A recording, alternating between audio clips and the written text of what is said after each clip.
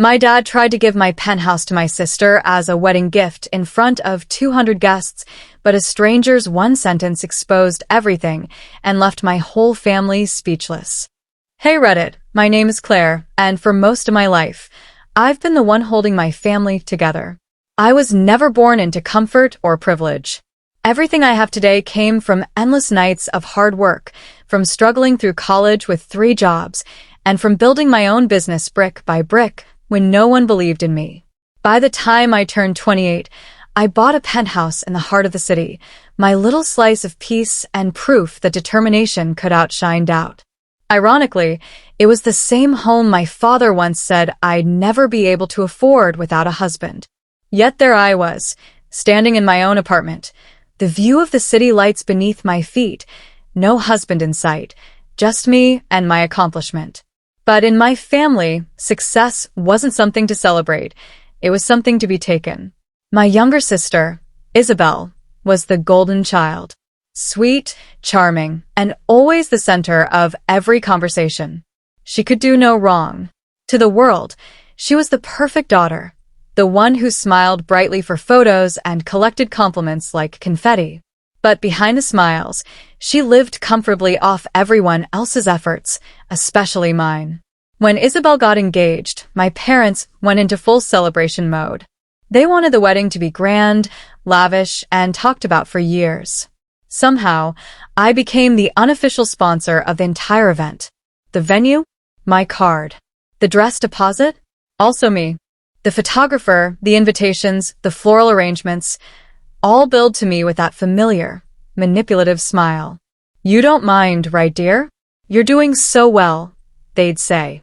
And like always, I nodded and said it was fine, convincing myself that it was her special day and I could afford it. But deep down, something in me was breaking because no one, not once, said thank you. The day of the wedding came faster than I expected. It was a beautiful hall, with sparkling chandeliers, elegant decorations, and 200 guests buzzing with joy. The air smelled of fresh roses and champagne. I wore a simple navy gown, nothing too flashy, just enough to blend in. I didn't want attention, or so I thought, until my father made sure I got it, the wrong kind. It happened right after the toasts. Laughter filled the air, glasses clinked, music played softly. My father, already a few drinks in, stood up, microphone in hand, his face lit with that familiar, arrogant grin. I just want to take a moment, he boomed, to acknowledge the incredible support Isabel has had from her loving family, especially her sister, Claire. Polite applause echoed around the room. I forced a smile, my cheeks burning as everyone turned toward me. Then my father continued, the sentence that made my entire body go cold. And what better way for Claire to show her love than by giving her beautiful penthouse to Isabel and her new husband as a wedding gift? The room went completely silent. I thought I misheard him. But then Isabel gasped, her hand flying to her mouth, not in shock, but in pure delight. Daddy, really? She whispered, smiling wide at me. My father raised his glass and added, she doesn't know it yet, but it's the least she can do. She's got plenty. Laughter followed, cruel, mocking, sharp. Every eye was on me. Some guests looked uncomfortable, others seemed amused, waiting for me to agree. My hands trembled around my glass. Dad, I said slowly, my voice shaking, that's not funny.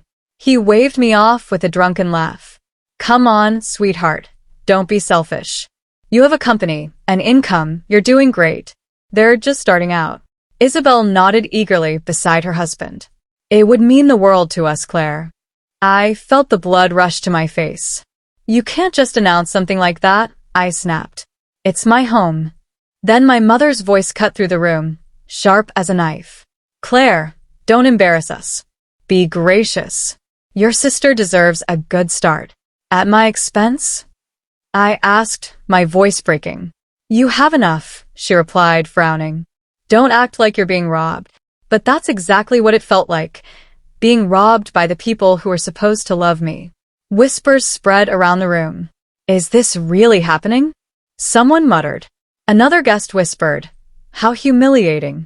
And just as my father opened his mouth to press the issue further, a deep, steady voice broke the tension. Enough. The room fell dead silent. A tall man in a black suit rose from one of the tables at the back. His expression was calm, his eyes cold. He walked forward slowly and looked my father dead in the eye. "Touch her assets again," he said flatly, "and you'll lose yours." My father blinked in shock. "Excuse me?" The man pulled a card from his pocket, placing it on the table. "I'm Mr. Harris, Claire's legal advisor. I've been overseeing her estate for the past 2 years. Every asset, every transfer, every ownership record is protected. Any attempt to coerce her, publicly or privately, will be considered financial harassment." Gasps spread through the room. My father's face turned crimson. "What nonsense is this?" Mr. Harris didn't flinch. "Oh, and you might want to read Section 12 of your property agreement before making any more announcements," he said calmly. "It clearly states that any estate you co-own with her becomes frozen if one party acts in bad faith publicly, which, congratulations, you just did in front of 200 witnesses." The silence that followed was deafening. My father's mouth opened and closed, speechless. My mother looked pale. Isabel's smile faded entirely. And me? For the first time in my life, I felt protected. Mr. Harris turned to me and said softly, "Miss Claire, are you all right?" I nodded slowly. "Yes. I think I am now." He gave a small smile, then looked around the room. "Please continue the celebration with respect," he said coolly, before handing my father the microphone and walking out. The rest of the night was a blur. No one dared speak to me. My parents avoided my eyes. Isabel just glared from across the room. As I left the hall, I heard my father mutter, "You'll regret this." I didn't turn around. I just whispered to myself, "Not anymore." That night, standing alone in my penthouse, the city lights flickering outside my windows, I realized something powerful. They never respected me because I never forced them to. Every kindness I offered, they saw as weakness. Every success I achieved, they treated as something to exploit. But that ended that night. I decided then that I would set boundaries, not with anger, but with silence. Because peace doesn't come from pleasing others. It comes from protecting yourself. 6 months passed since that night, since my father tried to humiliate me and a stranger silenced him with one sentence that changed everything. 6 months of quiet, of distance, of finally living without the weight of their expectations. Until one cold evening, peace came knocking. Literally. I was in my penthouse, reviewing a business proposal, when the intercom buzzed. The voice that came through made my heart stumble. "Claire, it's your father." For a moment, I just stood there, frozen. Then I pressed the button. "What do you want?" He cleared his throat awkwardly. "It's about Isabel." We met later that evening at a small cafe downtown. My mother looked tired, older somehow. Isabel sat beside her, eyes red from crying. My father still looked proud, but there was desperation in his eyes. He started immediately. "Your sister's husband lost his job. Their apartment's being foreclosed. They need somewhere to stay, just for a while."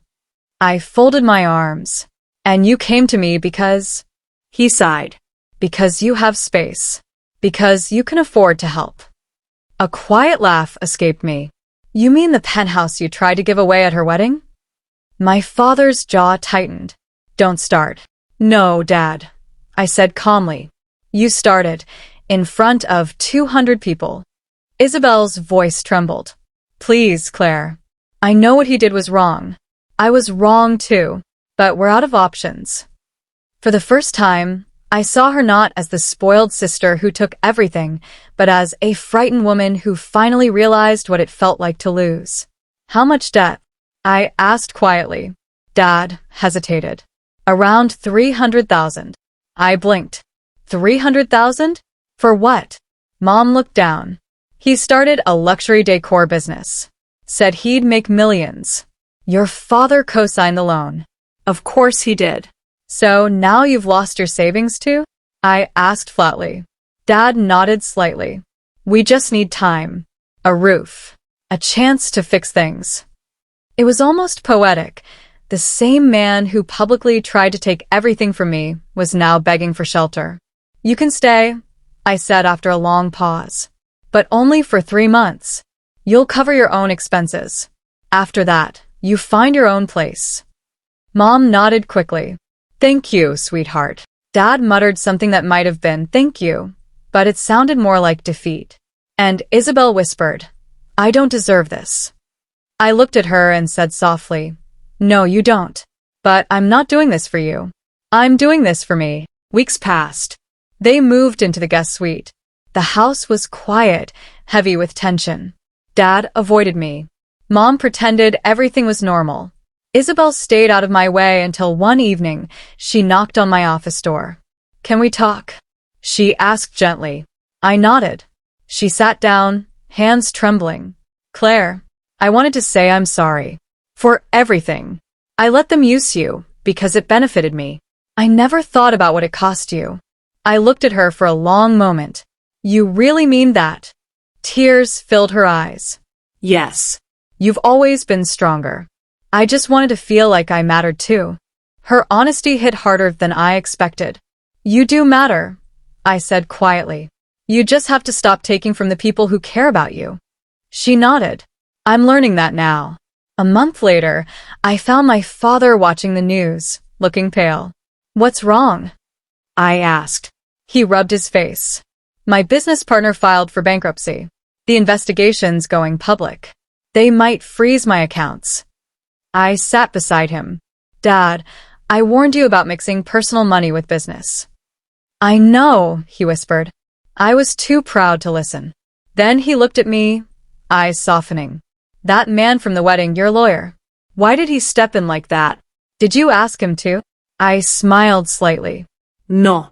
Then why would he protect you? Because he wasn't just my lawyer, I said calmly. He was my investor. Dad blinked. Investor? I nodded. 2 years ago, I sold 20% of my company to a private firm for expansion. Mr. Harris was one of the partners. He believed in me when you didn't. He came that night as a guest, not to defend me, but because he respected me. When you tried to humiliate me, he simply reminded you that I'm not powerless anymore. Dad's eyes dropped to the floor. He didn't say another word. 2 weeks later, they moved out quietly. No drama, no tears, just boxes and silence. Before leaving, my father stood at the door, his voice low. You've become everything I never thought you'd be. I smiled gently. You mean everything you told me I couldn't be? He nodded. Yeah, that. And for the first time, I saw something in his eyes. Not pride, not ego, but genuine respect. It's been a year now. We're not close, but we're civil. Boundaries have replaced bitterness. Isabel works for my company in a junior role, slowly earning her way up. And sometimes when I pass her desk, I see her smile, not with entitlement, but with gratitude. I once thought standing up for myself would mean losing my family. But the truth is, it helped me discover what family truly means, mutual respect. Because power doesn't come from money or status. It comes from the courage to finally say, you don't get to take from me anymore. If you felt the story, hit that like button and subscribe for more powerful stories of strength, karma, and self-respect.